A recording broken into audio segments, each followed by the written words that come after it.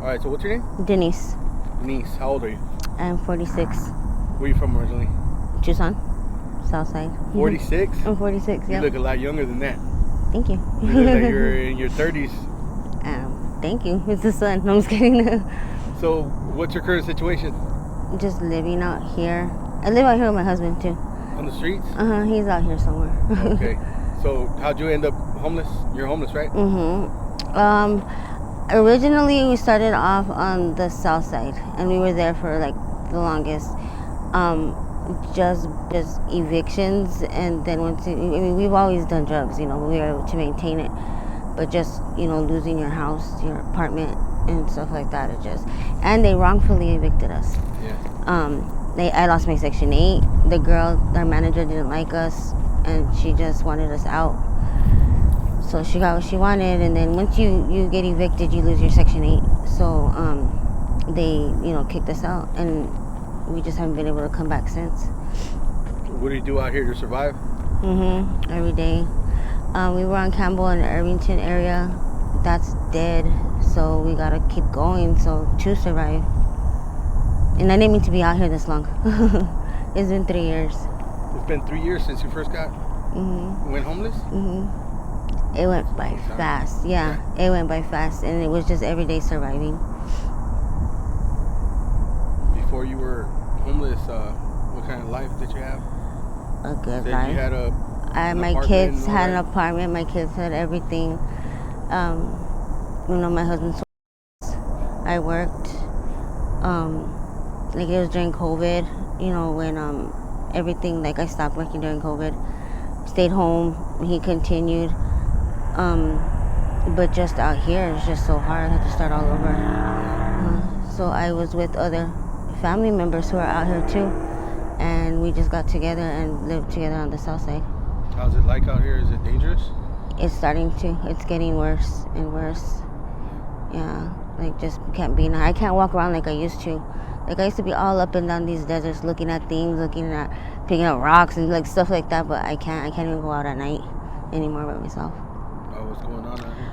Just people. I don't know if it's the area and everybody's like getting together. They're closing places down or what, but just my friend got almost snatched up, just walking around before I could walk around out here because I kind of knew everybody. But just strange people coming from other areas, and girls can get hurt out here.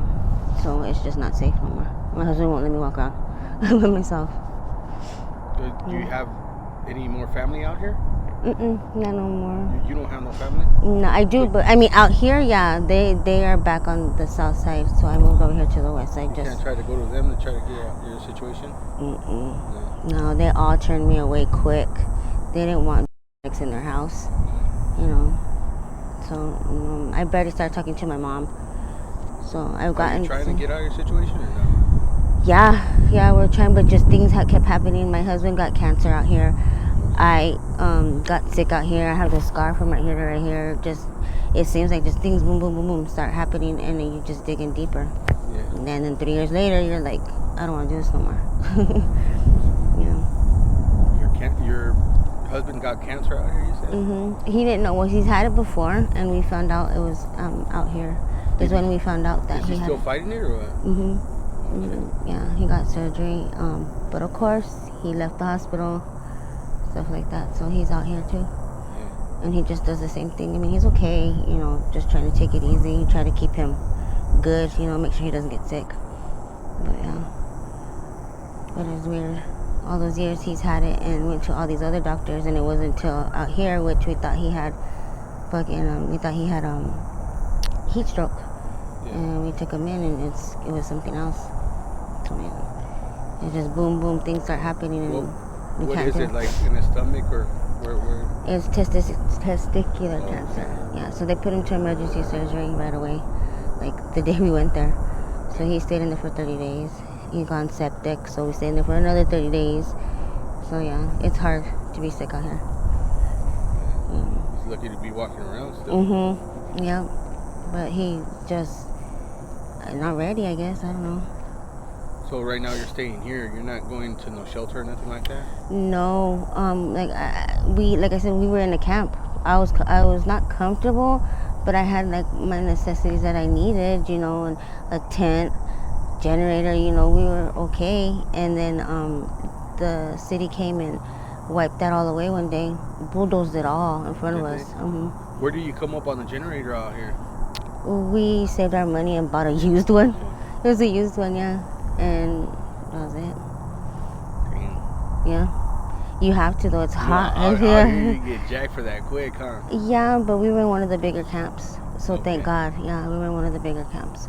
So everybody looks out for each other? Yes, and it's better to do that.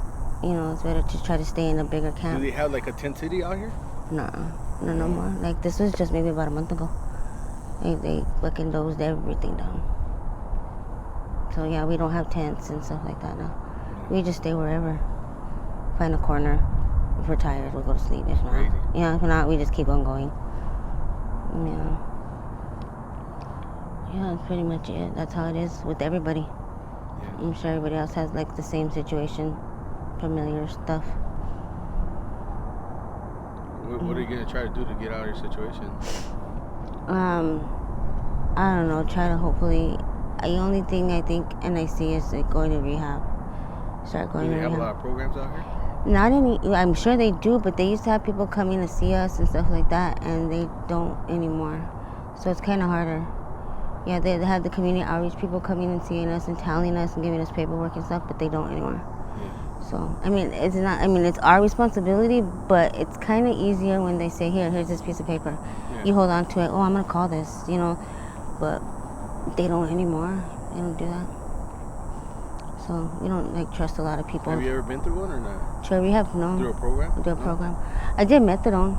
You know, I did methadone for about 3 years. And then once I lived on the streets, I just started to I stopped the methadone. You had to go every day and stuff like that, which was fine. I did it for 3 years. But it's just harder right now. And it's just another monkey on my back that I got to get rid of. You know, methadone, you got to kick that too. So that one's kind of harder. It's harder than any of these other drugs. Is it? It's always like the doctor stuff is always worse than the street stuff, huh? Yeah, that's why I said it's kind of hard. It's just like I said, there's another monkey on my back that I gotta kick. So, yeah. Not that I'm doing anything better, but it's a lot. Yeah. All right, then. Well, thank you for sharing your story. I really do appreciate it. Sure. Are you okay if I post it up on my YouTube channel? Yeah. And just in case anybody wants to reach out to you with any sort of help or donations, do you have any contact information that you want to share? Like an email, Cash App, anything like that? No, I ain't got a phone. You don't got a phone? How come you don't get an Obama phone? They stole that. Do they? They always steal that out here. You can't keep one if I tried, yeah. The Obamas, yeah. Well, they'll give you another free one or not? No, they won't. They won't give one that's been stolen. That's it. Why? They think you sold it or something? Yeah, or you gotta wait another year. So, yeah. Oh, so it's every year? All right. Yeah, so gotta save money to get that when I get it. All right, then. Well, I appreciate you. Sure, no problem. Thank you.